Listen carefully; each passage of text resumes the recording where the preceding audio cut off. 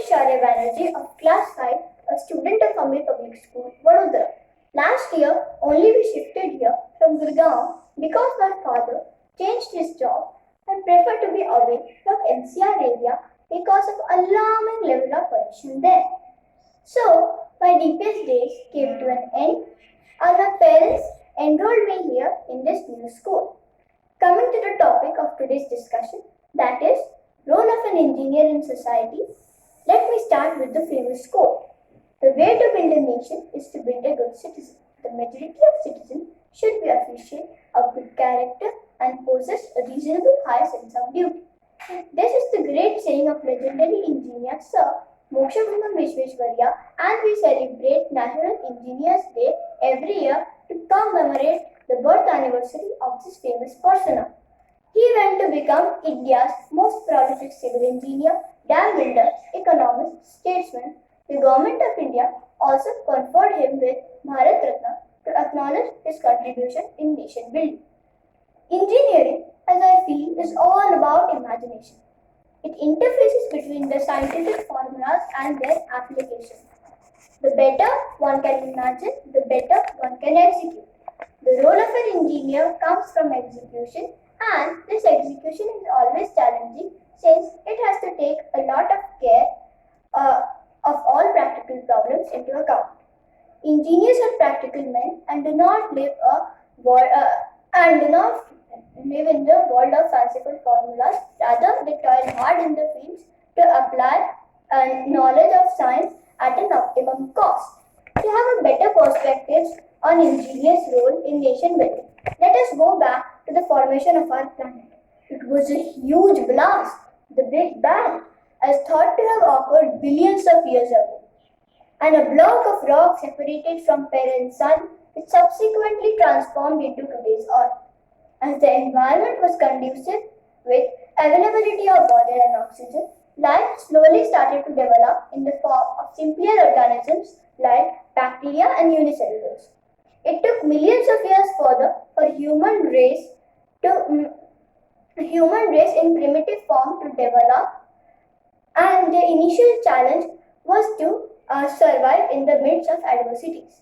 Ingenious men that time engineered stone-made weapons which safeguarded them from attack of wild animals and helped them to hunt, which that time was the only way of sustenance. They built caves, wood-made hut to stay safe. Gradually, they transformed from earlier cavemen to social beings.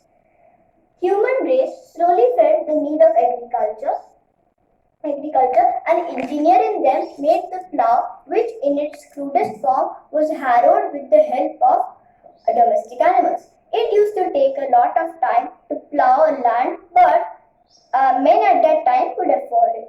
As we all know, necessity is the mother of invention, and human inquisitiveness is never ending. It evolved into today's tractor.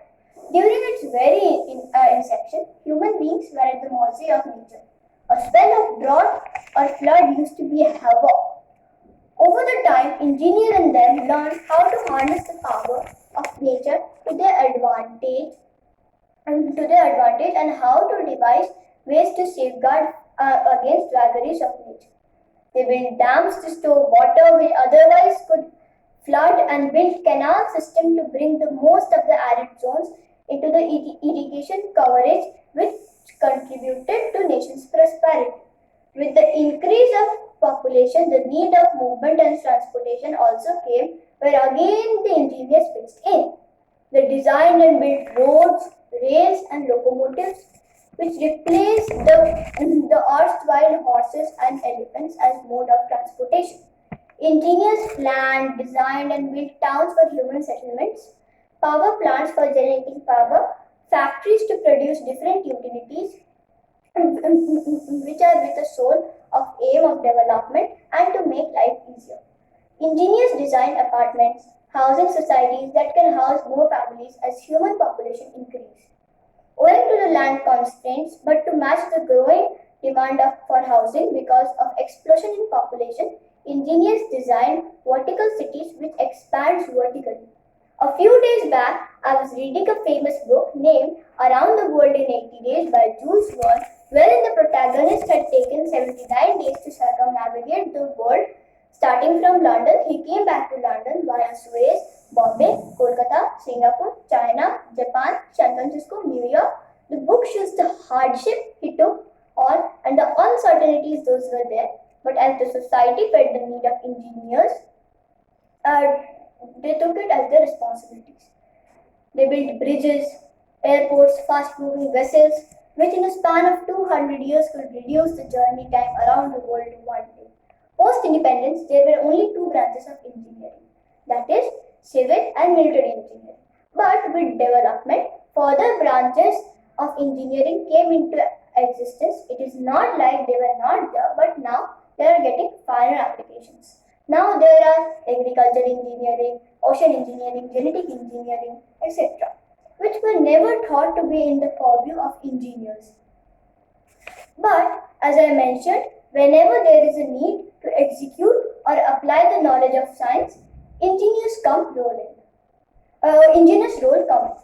But like everything else, engineering has also undergone sea change. Earlier work with huge machines, long factory work with manual labor is getting more automated due to advent of IT-enabled systems.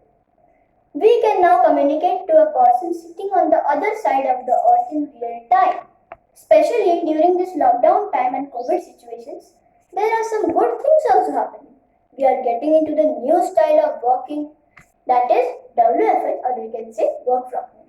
It is again the IT engineers who facilitated with hitherto was not that popular, or I say not quite accepted as an alternative way. But though there were some initial hitch over the time, people find it more convenient, productive, and eco-friendly. Yes, I know everywhere this WFH is not possible, but wherever possible, it should be implemented. Let me conclude with a word of caution. In the pursuit of achievement and development, let us not forget that it is our Mother Earth which holds and supports all our engineering marvels. So engineers should take care. That their feat does not result in natural imbalance. Otherwise, if nature reacts, all these developments will crumble like house of cards. Thank you.